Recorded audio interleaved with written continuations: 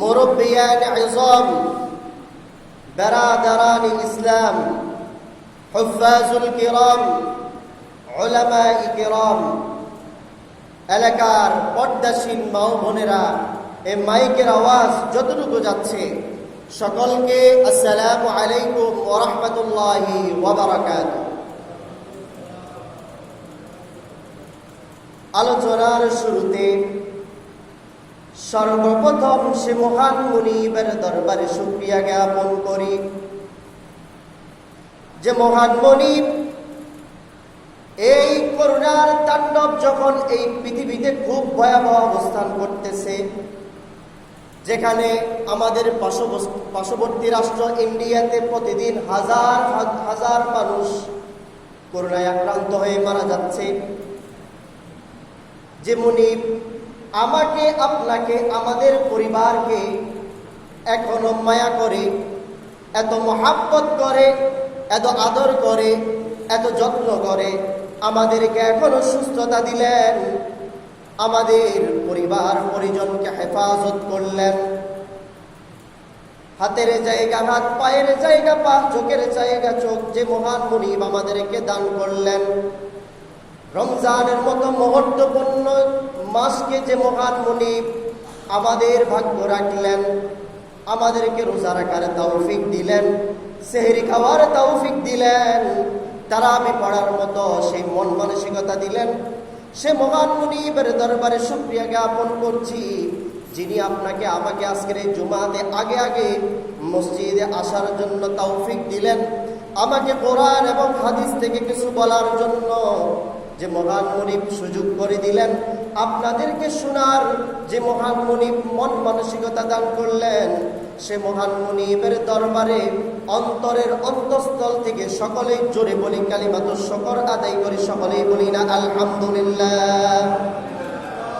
হাজারো সালাম বিশ্ব নবী তাজদার মদিনা, ইমামুনা সাইয়্যিদুনা কুদওয়াতুনা হাবিবুনা মুহাম্মাদুর রাসূলুল্লাহ সাল্লাল্লাহু আলাইহি ওয়াসাল্লামের উপর আত্মার মাগফিরাত কামনা করছি। হযরত আদম আলাইহিস সালাম থেকে আজ পর্যন্ত যত মুমিন এই দুনিয়া থেকে চলে গেছে, রব্বে কারীম যেন সকলকে ক্ষমা করে দিয়ে তাদের প্রত্যেকের কবরটাকে জান্নাতের বাগান বানিয়ে দেয়, সকলেই বলেন না আমিন। সম্মানিত মুসল্লিয়ানে কেরাম, এ রমাদান আল্লাহ রাব্বুল আলামিন আমাদেরকে দান করেছেন। আপনার সামনে যদি এখন আপনাকে বলা হয় যে আপনাকে কোটি টাকা আমি আপনার সামনে রাখলাম, আপনি যত ইচ্ছা সেখান থেকে কি তত নিয়ে নেন, ঠিক তেমনি ভাবেও রমজান হচ্ছে আমাদের শুধুমাত্র সওয়াব লাভের মাস। সুবহানাল্লাহ ওয়া বিহামদিহি। এই রমজানের উদ্দেশ্য হচ্ছে লাআল্লাকুম তাত্তাকুন, তাকওয়াবান হওয়া। এই রমজানের উদ্দেশ্য হচ্ছে গরিব দুঃখীদের যে পেটের ক্ষুধার যে যন্ত্রণা, যে তীব্রতা, কত যে কষ্ট, এটা বোঝা এই রমজানের মাস। এই রমজান সওয়াবের মাস, 170।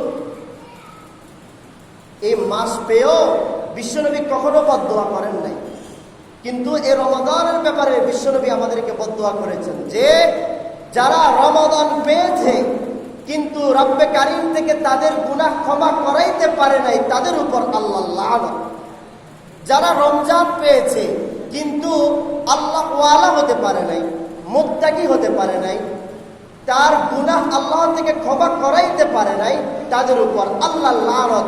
ওই ব্যক্তির মতো হতভাগা, ওই ব্যক্তির মতো কপাল পড়া, ওই ব্যক্তির মতো নাখান্দা এই দুনিয়াতে আর কেউ নাই। এই রমজানের উদ্দেশ্য আমাদেরকে তাকওয়াবান হওয়া। রমজান চলে যাচ্ছে, আজকে সম্ভবত 17ই রমজান। 17 রমজান আমাদের বদরের যুদ্ধে আমরা সফলতা লাভ করেছিলাম।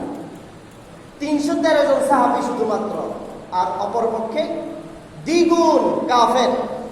কিন্তু আল্লাহ তাআলার একনিষ্ঠ থাকার কারণে, আল্লাহ তাআলার উপর তাওয়াক্কুল করার কারণে এই 313 জন সাহাবী দিয়ে বিশ্বনবী জনাবে মুহাম্মদুর রাসূলুল্লাহ সাল্লাল্লাহু আলাইহি ওয়াসাল্লাম বদরের যুদ্ধের সফলতা দিয়ে ইসলামের সফলতা শুরু হয়েছে। সুবহানাল্লাহ। এই বদরের যুদ্ধ থেকে অনেক শিক্ষা, আজকে সেদিকে যাব না। তবে এতটুকুই বলে থাকি, কেউ যদি নেককার হয়, নেককার আল্লাহওয়ালা, এবং ওই নেককার ওয়ালাদের সাথে কে থাকে? আল্লাহ। নেককার ওয়ালা যদি 5 জন হয়, অপর পক্ষে বাতিল যদি 500 জন হয়, এই বাতিল এই 5 জনের সাথে কখনোই সফলতা অর্জন করতে পারবে। এটা হলো বদরের যুদ্ধের আমাদের শিক্ষা। ওইদিকে আজকে যাব না। আজকে আমার আলোচনার বিষয় হচ্ছে, আজকে 17 রমজান সামনে, আমাদের কদরের তালাশ করার মাস আসতেছে। এ রমাদান চলে যাচ্ছে, আমরা কি মুত্তাকি হতে পেরেছি?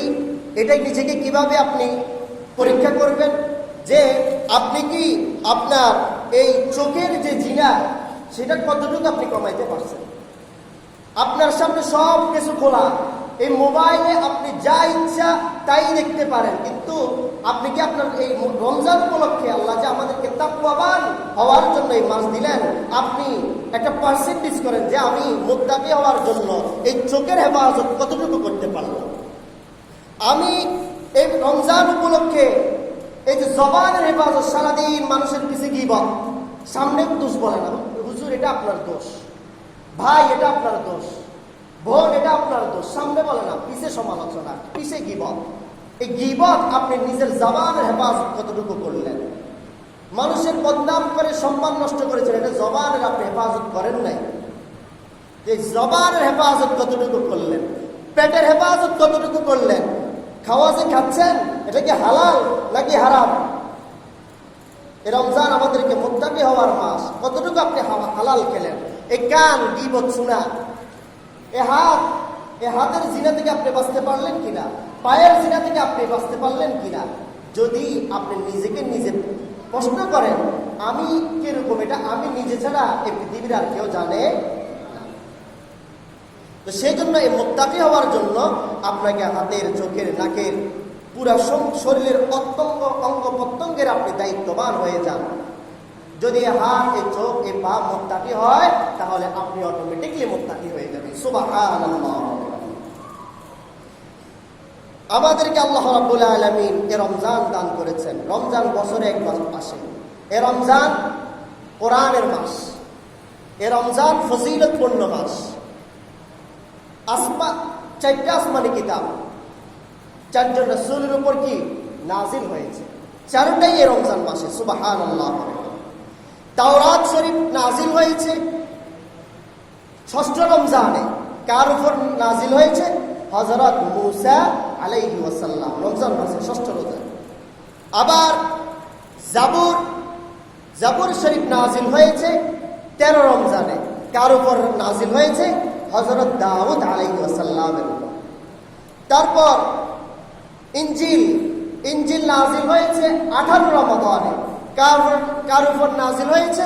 হযরত ঈসা রূহুল্লাহর উপর। সুবহানাল্লাহ। আর সর্বশ্রেষ্ঠ গ্রন্থ, মানব জাতির হেদায়েতের গ্রন্থ, মানব জাতির দিক নির্দেশনার গ্রন্থ, মানব জাতির আলোর পথের গ্রন্থ, মানব জাতির জান্নাতে যাওয়ার জন্য গ্রন্থ, যে মহান মুনিব আমাদেরকে যে কোরআন নাজিল করলেন, সেটা হচ্ছে কদর রাত্রে। সুবহানাল্লাহ। কার উপর নাজিল হয়েছে? ইমামুনা কুদওয়াতুনা সাইয়্যিদুনা হাবিবুনা মুহাম্মাদুর রাসূলুল্লাহ সাল্লাল্লাহু আলাইহি ওয়াসাল্লাম। আমাদের এই কোরআন আমাদেরকে এই কি রমজান মাসেই নাজিল হয়েছে। বিশ্বনবী একদিন হঠাৎ কাঁদতে লাগলেন। মসজিদে নববীতে বিশ্বনবী জনাবে মুহাম্মাদুর রাসূলুল্লাহ সাল্লাল্লাহু আলাইহি ওয়াসাল্লাম কাঁদতে লাগলেন। মুনাজাতে আল্লাহর কাছে বলতে লাগলেন, আল্লাহ, আমার উম্মতের বয়স শুধুমাত্র 60 থেকে 70 বছর হবে, তারা বেশি আমল করার সুযোগ পাবে না। অন্যান্য নবীর উম্মতরা তো 1000 বছর হায়াত পেয়েছে, কেউ 900 বছর হায়াত পেয়েছে, কেউ 800 বছর হায়াত পেয়েছে, কেউ 400 বছর হায়াত পেয়েছে। আমার উম্মতরা তো শুধুমাত্র 60 থেকে 70 বছর হায়াত পায়, যদি এর ঊর্ধ্ব যায় খুব কম সংখ্যক লোক। বিশ্বনবী জনাবে মুহাম্মদুর রাসূলুল্লাহ সাল্লাল্লাহু আলাইহি ওয়াসাল্লাম এই কথা বলতে বলতে মুনাজাতে আল্লাহর কাছে কাঁদতে লাগলেন। আল্লাহ রাব্বুল আলামিন এই মুনাজাতের অবস্থায় বিশ্বনবীর উপর সূরাতুল কদর নাজিল করলেন। সুবহানাল্লাহ ওয়া বিহামদিহি। কদর নাজিল করে বিশ্বনবী মুহাম্মদুর রাসূলুল্লাহকে আল্লাহ বললেন, ও আমার নবী, আপনি কাঁদবেন না, আপনি কাঁদবেন না, আপনার কাঁদা আমি সহ্য করতে পারি না নবী। আমি অন্যান্য নবীর উম্মতদেরকে আমি হায়াত দিয়েছি বেশি, কিন্তু তাদেরকে সব কদর আমি দিই নাই। আর আপনার উম্মতদেরকে আমি হায়াত দিয়েছি কম, কিন্তু তাদেরকে আমি লাইলাতুল কদরের মতো ফজিলতপূর্ণ রাত আমি তাদেরকে দান করেছি। সুবহানাল্লাহ ওয়া বিহামদিহি। আল্লাহ রাব্বুল আলামিন 30 নম্বর পারায় সূরাতুল কদর বিশ্বনবীকে জানাচ্ছেন, বিসমিল্লাহির রহমানির রহিম, ইন্না আনজালনাহু ফি লাইলাতিল কদর। নিশ্চয় আমি এই কোরআনকে নাযিল করেছি এই মহিমান্বিত রাত্রে। সুবহানাল্লাহ ওয়া বিহামদিহি। নিশ্চয় আমি কোরআনকে নাযিল করেছি লাইলাতুল কদরকে। এই কোরআন আমাদের উপর নাযিল হয়েছে, শ্রেষ্ঠ উম্মত আমরা হয়ে গেলাম। এই কোরআন বিশ্ব নবীর উপর নাযিল হয়েছে, নবী হিসাবে শ্রেষ্ঠ নবী তিনি হয়ে গেলেন। এই কোরআন যারা মানবে, এই কোরআনের প্রত্যেকটা আইন যারা মানবে, তারাও এই দুনিয়ার সর্বশ্রেষ্ঠ হয়ে যাবে। এই কোরআন মক্কা মদিনায় নাযিল হয়েছে, মক্কা মদিনাকে আল্লাহ রাব্বুল আলামিন শ্রেষ্ঠত্ব দান করলেন। এই কোরআন রমজান মাসে নাযিল হয়েছে, এই রমজান মাসকে আল্লাহ শ্রেষ্ঠত্ব দান করলেন। এই রমজান মাস কদর রাত্রে নাযিল হয়েছে, এই কদর রাতকে আল্লাহ রাব্বুল আলামিন সবচেয়ে দামি রাত করে দিলেন। সুবহানাল্লাহ। আল্লাহ রাব্বুল আলামিন বলতেছেন, ইন্না আনজালনাহু ফি লাইলাতিল কদর। নিশ্চয় আমি এই কোরআনকে নাযিল করেছি কদরের রাত্রে। ওয়া মা আদরাকা মা লাইলাতুল কদর। আল্লাহ রাব্বুল আলামিন নিজেই প্রশ্ন করতেছেন, আপনি কি জানেন কি এই মহিমান্বিত রাতটা কি? আল্লাহ রাব্বুল আলামিন নিজেই প্রশ্ন করতেছেন, আবার নিজেই পর্যায়ের উত্তর দিচ্ছেন, লাইলাতুল কদরি খায়রুম মিন আলফি শাহর। এই রাতটা হচ্ছে 1000 বছরের 1000 মাস থেকে উত্তম। সুবহানাল্লাহ ওয়া বিহামদিহি। অন্যান্য নবীদের উম্মতদেরকে সব কদর দেন নাই, কিন্তু আল্লাহ রাব্বুল আলামিন আমাদেরকে সব কদরের মন্ত্র রাত দিয়েছেন। এই রাত্রিতে যারা ইবাদত করবে, কিছু এই হাদিসের বর্ণনায় আছে, যারা এই রাত্রে ইবাদত করবে 80 বছর 4 মাস ইবাদত করলে যে সওয়াব, ওই রাত্রে ইবাদত করলে ওই সওয়াব আল্লাহ রাব্বুল আলামিন দিয়ে দিবেন। সুবহানাল্লাহ। লাইলাতুল কদরি খায়রুম মিন আলফি শাহর। এই মাসকে আল্লাহ রাব্বুল আলামিন 1000 মাসের থেকে উত্তম বলেছেন। এই রাত্রে কি হয়? তানাজ্জালুল মালাইকাতু ওয়ার রূহু ফিহা বিইذনি রাব্বিহিম মিন কুল্লি আমর।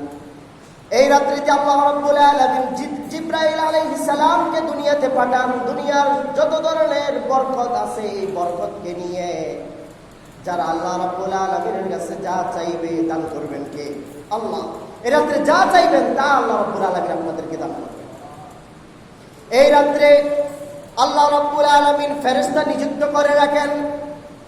এই ফেরেশতারা কি করে? সালামুন হিয়া হাত্তা মাতলাইল ফাজর।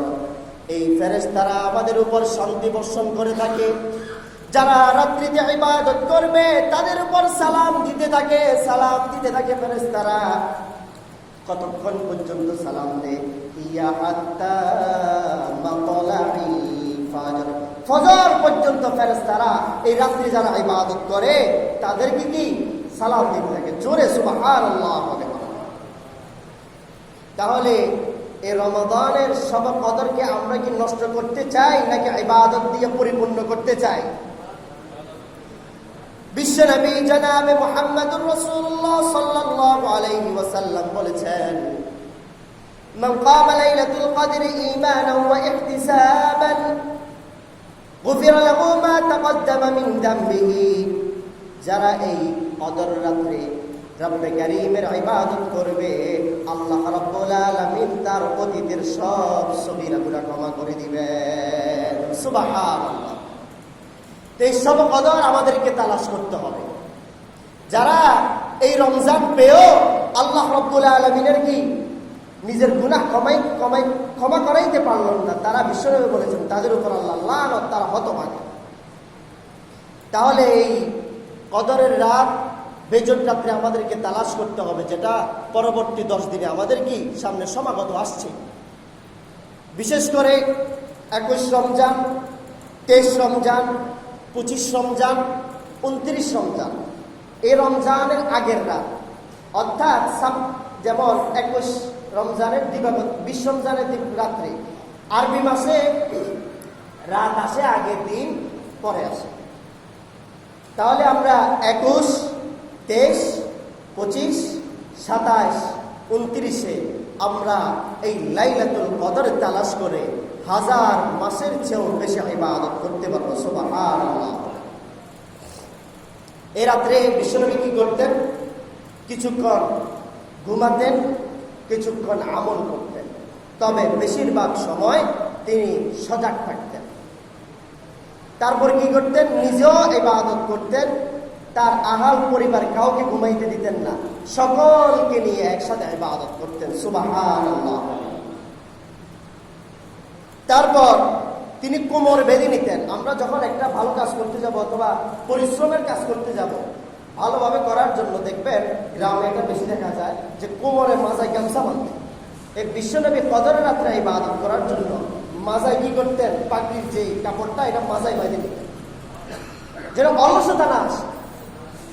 আমার বিশ্বনবীর কোনো গুনাহ ছিল না, আমার বিশ্বনবীর কোনো আমলের প্রয়োজন ছিল না, কিন্তু আল্লাহ তাকে ক্ষমা করে দিয়েছে। এই শুকরিয়া আদায় তিনি রাত ভর ইবাদত করতেন। সুবহানাল্লাহ। আর আমি আপনি, আমরা তো ডাস্টবিন থেকেও খারাপ, মুহূর্তে মুহূর্তে আমাদের গুনাহ। হযরত ওমর, হযরত ফারুক, এদেরকে তো আল্লাহ জান্নাত দিয়ে দিবেন, কিন্তু তারাও এই ইবাদত থেকে কখনোই গাফেল হয় নাই। সেখানে আমার আপনার অবস্থা কি? সেজন্য এই কদর রাত্রে আমাদেরকে বেশি বেশি ইবাদত করা লাগবে। এই কদর রাতকে যদি ভালোভাবে আপনারা কাটাইতে চান, তাহলে ইতিকাফ করবেন। ইতিকাফ মানে কি? বিচ্ছিন্ন হওয়া। দুনিয়ার যত ধরনের ব্যস্ততা আছে, দুনিয়ার সব কিছু থেকে দূরে সরে শুধুমাত্র একনিষ্ঠ আল্লাহ রাব্বুল আলামিনের কাছে নিজেকে কি সমর্পিত করা। এই রমজানের শেষ 10 দিন ইতিকাফ যারা করবে, বিশ্বনবী জনাবে মুহাম্মদুর রাসূলুল্লাহ সাল্লাল্লাহু আলাইহি ওয়াসাল্লাম বলেছেন, যারা ইতিকাফ করবে তারা যদি কদরের রাত্রে কিছুক্ষণ ইবাদত করে শুয়েও থাকে, ঘুমিয়েও যায়, মসজিদে থাকার কারণে, ইতিকাফ থাকার কারণে, ওই ঘুমাইলেও আল্লাহ রাব্বুল আলামিন সবে কদরের সব ফজিলত তাকে দান করবেন। সুবহানাল্লাহ। আমরা বাইরে থাকলে দুনিয়ার কত ব্যস্ততা, দুনিয়ার কত টেনশন, দুনিয়ার কত লোভ লালসা, দুনিয়ার কত চিন্তা ভাবনা, নামাজ পড়তে গেলেও একনিষ্ঠ আসে না, কারণ নামাজও পড়ি আবার অন্যান্য চিন্তাও আসে। কিন্তু যারা ইতিকাফ করবে তারা দুনিয়ার সব কিছু থেকে বিমুখ হয়ে, তারা যদি মসজিদে শুয়ে শুয়ে আল্লাহ আল্লাহ করে, যদি ওই কদরের রাতে সে ঘুমিয়েও যায়, ঘুমাইলেও আল্লাহ রাব্বুল আলামিন ওই কদরের রাতের সব ফজিলত তাকে দিয়ে দেবেন। সুবহানাল্লাহ। সেই জন্য আমাদেরকে ইতিকাফ থাকার চেষ্টা করতে হবে। মা বোনরাও একটা রুমের মধ্যে নিজেকে আবদ্ধ করে কি ইতিকাফ করতে পারবেন। কোন